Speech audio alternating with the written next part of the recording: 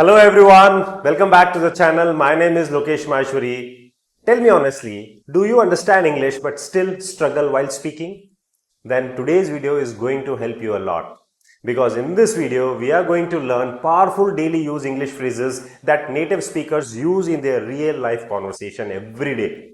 And the best part is, I will teach you these phrases with simple explanation, practical examples so that you can start using them immediately in your daily life. So these phrases are like over here, this time, this kind of, like this, right now, later, for now, something like this. Afterwards, this one, this much, that much, these one, those one, this way, and all of those. See, don't just watch the video. Repeat every sentence with me loudly because speaking practice is the real key to fluency. If you are serious about improving your spoken English, then like the video and subscribe to the channel. So are you ready? Chaliye, let's start today's session. So we have the first one. So the first we have is that much. That much का मतलब होता है उतना. I didn't know, मुझे नहीं पता था that he cared that much about his reputation. यानी कि वो इतना ख्याल रखता है अपनी reputation का.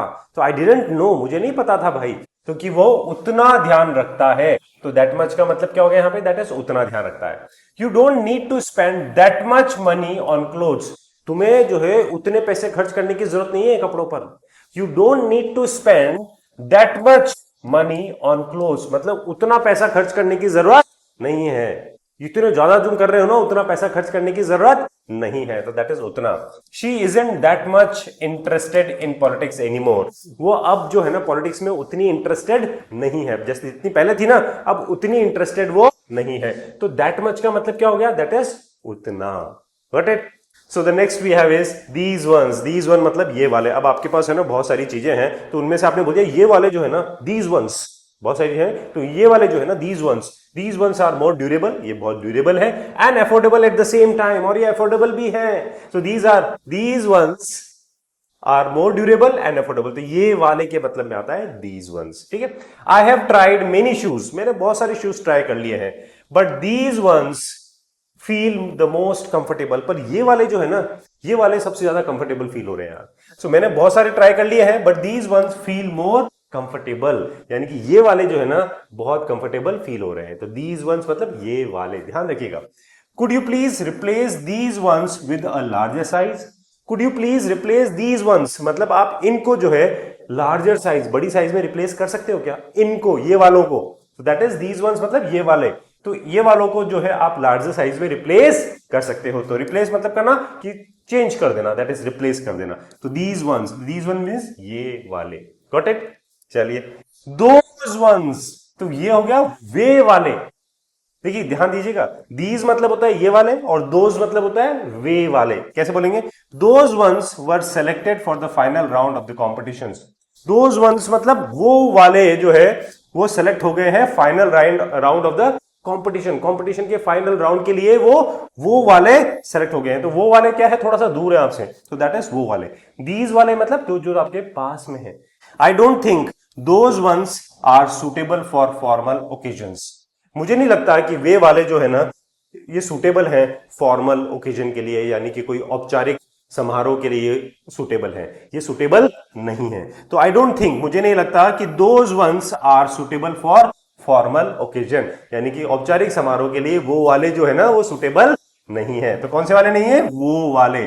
सो दैट इज दोज वंस. ठीक है. Those ones look attractive but they are quite expensive. वो वाले जो है ना बहुत अट्रैक्टिव है लेकिन काफी महंगे भी हैं. But very quite expensive. Quite expensive मतलब काफी महंगे हैं. तो दोज वंस मतलब वो वाले. समझ में आ गया? दीज वंस मतलब ये वाले एंड दोज वंस मींस वो वाले. Next we have is this one मतलब ये वाला भाई. दिस वन, ये जो पास में है आपके, this one. Out of all the designs I think this one suits you the most. Out of all these designs, ये इतनी सारी जो डिजाइन्स है ना, मेरे ख्याल से या मेरे हिसाब से मुझे ऐसा लगता है कि दिस वन, ये वाला जो है ना तुम पर सबसे ज्यादा अच्छा लगेगा या सबसे ज्यादा जमेगा. So this one suits you the most. ये तुम पर सबसे ज्यादा सूट करता है. राइट? तो दिस वन मतलब ये वाला. दिस मतलब जो चीज हमारे पास में होती है उसके लिए हम दिस यूज करते हैं. I have read many novels. मैंने बहुत सारी नॉवेल्स पढ़ी हैं भाई. या मैं बहुत सारे नॉवेल्स पढ़ चुका हूं, I have read many novels, but this one is truly inspiring. पर ये वाली जो है ना, ये वाली जो नॉवल है ना, ये वाकई में बहुत इंस्पायरिंग है, यानी कि बहुत ही प्रेरणा स्रोत है, राइट? तो इंस्पायरिंग मीन जिससे हमें बहुत प्रेरणा मिलती है। तो दिस इज ट्रूली, ट्रूली मतलब सही में ये बहुत इंस्पायरिंग है, बहुत ही प्रेरणा स्रोत है। So that is this one, मतलब ये वाली, this one seems more practical than the others. ये वाली जो है ना ज्यादा प्रैक्टिकल लगती है भाई। This one seems more practical than the others. बाकी के कंपैरिजन में ये वाली ज्यादा प्रैक्टिकल प्रतीत होती है। सीम्स का मतलब क्या होता है? प्रतीत होना। ध्यान दीजिएगा, सीम्स मतलब लगना, प्रतीत होना। तो ये वाली ज्यादा प्रैक्टिकल लगती है बाकी के कंपैरिजन में, right? Next is that one. That, अब दैट कहां यूज होता है? जो चीज हमसे दूर होती है। तो दैट वन, वह वाला, दैट वन। दिस वन तो ये वाला, दैट वन मीन्स वह वाला। I wanted the blue jacket but that one was already sold out. यानी कि मुझे ब्लू जैकेट चाहिए था भाई, I wanted the blue jacket, but that one यानी कि वो वाला तो जो है पहले ही बिक चुका था। तो that one was already sold out, वो पहले ही बिक गया था भाई, राइट? सो दैट वन मतलब वो वाला, that is that one. Among all the presentations that one impressed me the most. Among all the presentations यानी कि सारे प्रेजेंटेशन में से दैट वन, वो वाले ने मुझे सबसे ज्यादा इंप्रेस किया। किस वाले ने? वो वाले ने मुझे सबसे ज्यादा इंप्रेस किया। तो दैट इज वह वाला, तो that one. I don't trust that one because he often changes his opinion. I don't trust that one मतलब मुझे वो वाला जो है ना उस पर विश्वास नहीं है, because he often changes his opinion, क्योंकि वह अक्सर जो है अपने विचारों को, अपने राय को वो बदल देता है। तो ही ऑफन मतलब क्या हो गया? अक्सर। ही often changes his opinion, opinion मतलब उसके व्यूज, उसके विचार, ठीक है ना, उसकी बात को वो चेंज कर देता है। तो I don't trust that one, मैं उस पर विश्वास नहीं करता हूं। तो उस पर मतलब वह वाले पर मैं विश्वास नहीं करता हूं। दिस वन मतलब यह वाला, दैट वन मतलब वह वाला, ठीक है? चलिए नेक्स्ट इज दिस मच, इतना। अब ये क्वांटिटी के लिए यूज होता है, देखिए this much is use for quantity. I never imagined the project would require this much efforts. अरे मैंने कभी सोचा भी नहीं था। आई नेवर इमेजिन्ड, नेवर मतलब होता है कभी नहीं, और इमेजिन मतलब होता है सोचना। तो I never imagine the project would require this much efforts, यानी कि इस प्रोजेक्ट में इतनी मेहनत लगेगी भाई, इतने एफर्ट्स लगेंगे, इतनी मेहनत लगेगी, मैंने कभी सोचा भी नहीं था। तो I never imagine this project would require this much effort, मतलब इतना इसमें एफर्ट लगेगा, इतनी मेहनत लगेगी। तो इतने के सेंस में दिस मच आता है। Why are you worrying this much about a small issue. आप इस छोटे से मामले के लिए इतना क्यों चिंता कर रहे हो भाई? तो वाई आर यू वरिंग, ये कॉन्टिन्यूस सेंटेंस हो गया। दिस मच मतलब इतना, अबाउट अ स्मॉल इशू, एक छोटे से मामले के बारे में आप इतना क्यों टेंशन ले रहे हो? शी डिडंट एक्सपेक्ट, एक्सपेक्ट करना मतलब उम्मीद करना।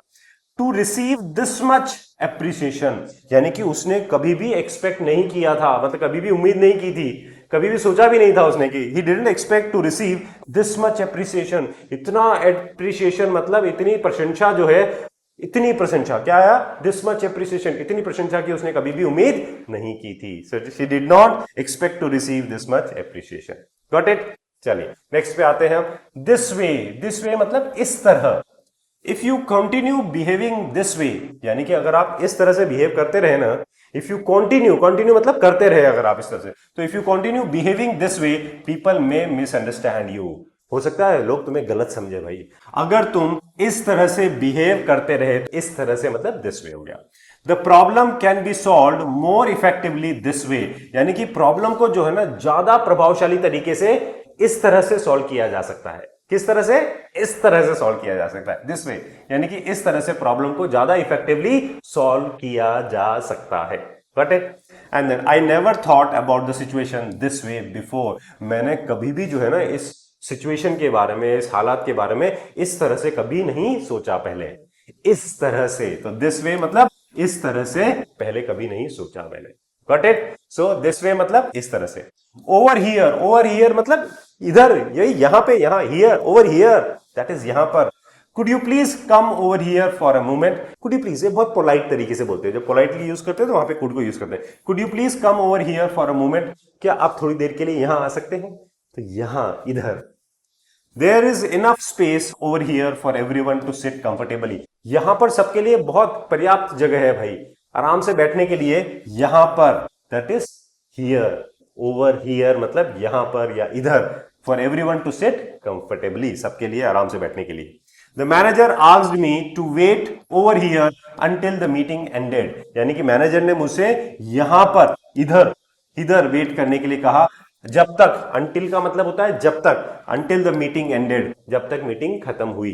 तो जब तक मीटिंग खत्म हुई मैनेजर ने मुझे यहां पर वेट करने के लिए कहा। कहां पे किया? यहां पर, यहां, this one, over here means यहां या इधर वेट करने के लिए कहा। तो ओवर हियर मतलब हो गया यहां या इधर, ठीक है। दिस टाइम मतलब इस बार, this time I am fully prepared for the interview. इस बार मैं है ना पूरी तरह से तैयार हूं इंटरव्यू के लिए, पूरी तैयारी है मेरी। पिछली बार थोड़ा सा मेरा गड़बड़ हो गया था, लेकिन इस बार जो है मैं पूरी तरह से तैयार हूं। The team performed much better this time than last year, यानी कि टीम ने इस बार जो है ना काफी अच्छा परफॉर्म किया, इस बार काफी अच्छा परफॉर्म किया पिछले साल के कंपैरिजन में। देन लास्ट ईयर, तो देन का मतलब होता है कंपैरिजन की, जब बात आती है तो वहां पे देन आ जाता है। तो पिछले साल के कंपैरिजन में इस साल, दिस टाइम मतलब इस बार जो है टीम ने बहुत अच्छा परफॉर्म किया, much better this time, right. चलिए, please try not to repeat the same mistake this time. अब इस बार कोशिश कीजिएगा कि आप सेम मिस्टेक को रिपीट ना करें।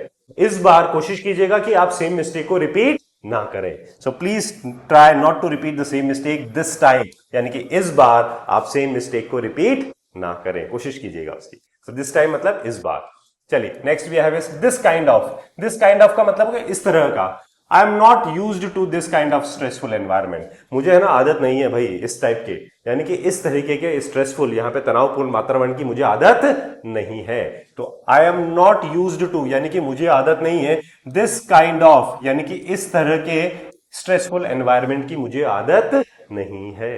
This kind of attitude can effect your relationship negatively, यानी कि इस तरीके का, अब देखिए दिस काइंड ऑफ एटीट्यूड मतलब इस तरीके के एटीट्यूड जो है ना आपके रिलेशनशिप को नेगेटिवली इफेक्ट कर सकता है, यानी कि आपके रिलेशनशिप पे एक नेगेटिव मतलब नकारात्मक प्रभाव डाल सकता है। ये किस तरह का? This type of behaviour, this kind of behaviour या दिस टाइप ऑफ बिहेवियर या this kind of attitude. She enjoys watching this kind of documentary in her free time. वो बहुत एंजॉय करती है इस तरह की डॉक्यूमेंट्री देखना, इन हर फ्री टाइम, अपने फ्री टाइम में वो इस तरीके की डॉक्यूमेंट्री देखना एंजॉय करती है। तो दिस काइंड ऑफ मतलब इस तरह क्या, लाइक दिस भाई, इस तरह से, like this, do like this, इस तरह से करो भाई, ऐसे करो, डू लाइक दिस। तो लाइक दिस मतलब इस तरह से या ऐसे। If you arrange your schedule like this you will save more time. अगर आप अपना शेड्यूल जो है ना इस तरह से अरेंज करोगे ना तो आप अपना ज्यादा समय बचाओगे भाई, you will save more time. I don't understand why he reacted like this in front of everyone. मुझे समझ में नहीं आया उसने सबके सामने इस तरह से क्यों रिएक्ट किया। तो सबके सामने इस तरह से क्यों रिएक्ट किया? इन फ्रंट ऑफ एवरीवन मतलब सबके सामने इस तरह से क्यों रिएक्ट किया उसने, पता नहीं क्या हुआ उसको यार। Nobody can succeed by thinking like this all the time. Nobody can succeed यानी कि कोई भी सफल नहीं हो सकता है भाई, by thinking like this all the time, हमेशा इस तरह से सोचकर कोई भी सक्सीड नहीं हो सकता है। तो इस तरह से सोचकर, by thinking like this, तो like this मतलब इस तरह से सोचकर। चलिए next is right now, do it right now, अभी करो इसको बिल्कुल right now. I can't discuss the matter right now, मैं अभी इस मैटर को डिस्कस नहीं कर सकता हूं भाई, अब भी नहीं कर सकता हूं, बाद में करेंगे, अब भी नहीं कर सकता हूं, because I am in a meeting, मैं मीटिंग में हूं। She is preparing for her exams right now, वो अब भी जो है ना एग्जाम्स की तैयारी कर रही है, तो उसको डिस्टर्ब मत करो। She is preparing for her exams right now, वो अभी एग्जाम्स की तैयारी कर रही है। Right now our main priority is to complete the project, अब भी जो है ना हमारी मेन प्रायोरिटी क्या है, हमारी मेन प्राथमिकता क्या है, प्रायोरिटी मतलब प्राथमिकता, इस प्रोजेक्ट को कंप्लीट करना, ये हमारी मेन प्राथमिकता है, प्रायोरिटी है। लेटर, लेटर का मतलब क्या हो गया, बाद में। We can talk about your concerns later in detail, हम आपके इन कंसर्न्स के बारे में बाद में बात कर सकते हैं डिटेल में। हम आपके कंसर्न मतलब आपका जो भी मामला है, आपके जो भी कंसर्न्स है उसके बारे में हम बाद में बात कर सकते हैं डिटेल में। तो दैट इज लेटर मीन्स बाद में। He realized later, उसने बाद में उस चीज को समझा या माना या रियलाइज किया that he had made a serious mistake, कि उसने बहुत गंभीर गलती कर दी है, बहुत बड़ी गलती कर दी है। तो बाद में उसने रियलाइज किया, कब किया, लेटर, दैट इज बाद में।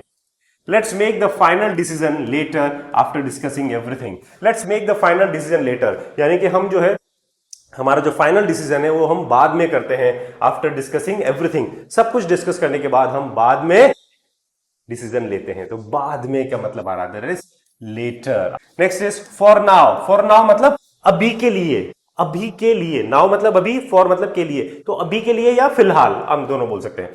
For now we should focus on improving our communication skills. अभी जो है ना, फिलहाल आपको फोकस करना चाहिए आपके कम्युनिकेशन स्किल्स को इंप्रूव करने के लिए, because it is very important, ये बहुत जरूरी है। So for now we should focus on improving our communication skills. Everything seems under control for now. अभी के लिए सब कुछ कंट्रोल में लगता है। You can stay here for now until you find another apartment. मतलब अभी के लिए, फिलहाल आप यहां पे रुक सकते हो, यहां पे ठहर सकते हो, यहां पे रह सकते हो, जब तक तुम कोई दूसरा अपार्टमेंट नहीं मिल जाता है। Until you find another apartment. तो फिलहाल तुम जो है, फॉर नाउ मतलब फिलहाल तुम इसमें रुक सकते हो।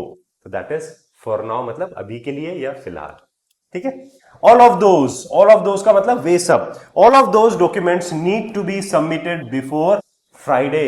वे सारे डॉक्यूमेंट्स मतलब वे सब documents, all of those documents need to be submitted मतलब वो सबमिट किए जाने हैं फ्राइडे से पहले। वो सब सबमिट किए जाने हैं भाई। वे सारे डॉक्यूमेंट्स फ्राइडे से पहले सबमिट किए जाने हैं। तो वे सारे documents, all of those. I have watched all of those movies at least twice. मैंने वो सारी मूवीज कम से कम 2 बार देखी है भाई। वो सारी मूवीज, वो सारी अमिताभ बच्चन की मूवीज मैंने कम से कम 2 बार देखी है। तो ऑल ऑफ दोज मूवीज, वो सारी मूवीज।